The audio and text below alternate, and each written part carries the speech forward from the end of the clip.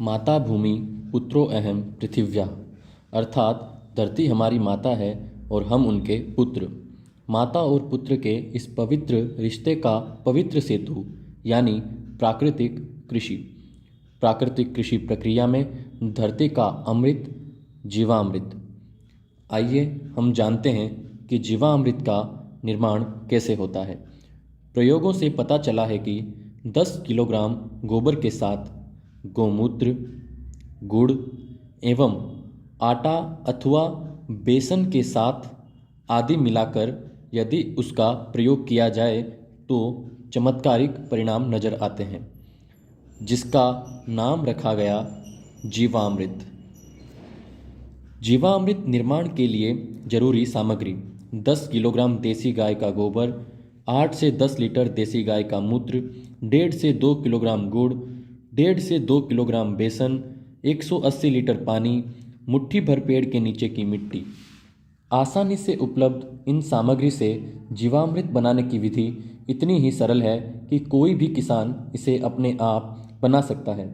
इन सामग्री में से गुड़, बेसन एवं गोबर को पानी या तो गौमूत्र का प्रयोग करके ठीक से मसलकर लिक्विड बना लें।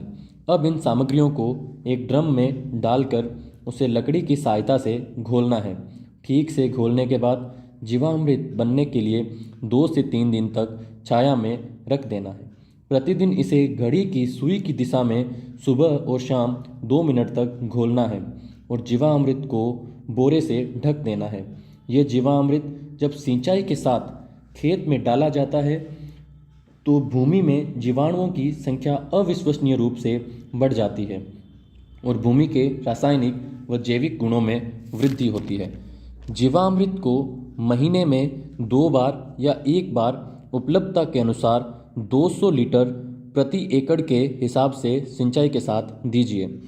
पेड़ों के फलों के साथ दोपहर 12 बजे जो छाया पड़ती हो उस छाया के पास प्रति पेड़ 2 से 5 लीटर जीवामृत महीने में 1 बार या 2 बार गोलाकार रूप में छिड़का जाता है। इससे मिट्टी बेहतर बनती है व फसल भी उतनी ही बेहतर बनती है। इससे किसानों के मित्र केंचुओं की संख्या भी बढ़ती है। इससे प्राकृतिक कृषि में गहरी जुताई की भी जरूरत नहीं होती है। प्राकृतिक कृषि भूमिगत जल को भी बढ़ाती है। इस प्रक्रिया में मुख्य फसलों के साथ सहायक फसलों को भी उगाया जा सकता है।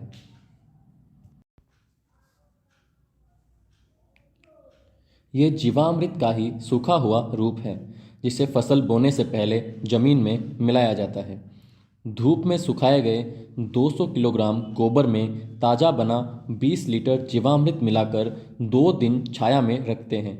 फिर इसे सुखाकर महीन बना दिया जाता है। यही घन जीवामृत है, जिसे 1 एकड़ के लिए प्रयोग कर सकते हैं।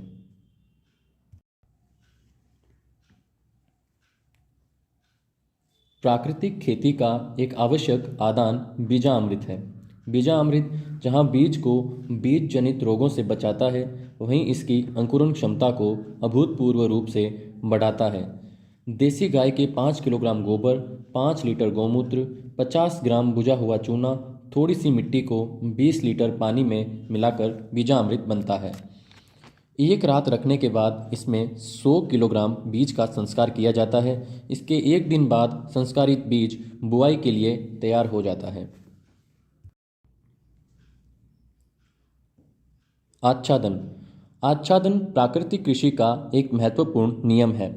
खेती वाली सारी भूमि को फसल अवशेष या छोटी अवधि की अंतर फसलों से पूरा ढक दिया जाता है।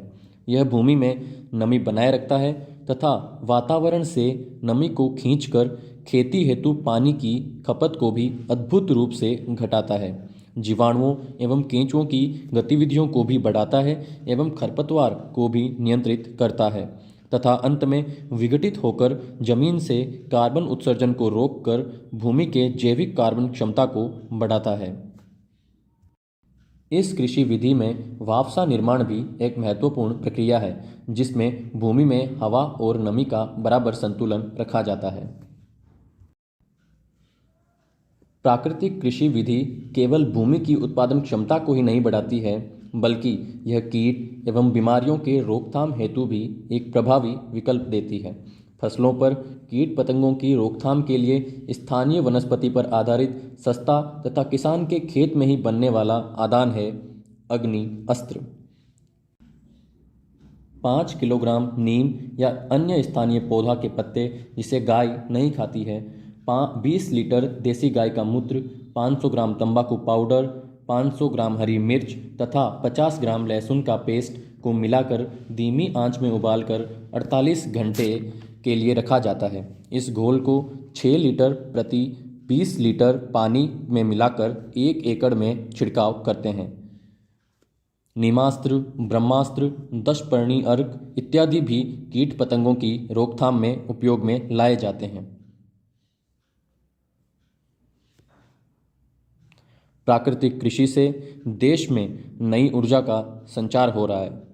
धन्यवाद।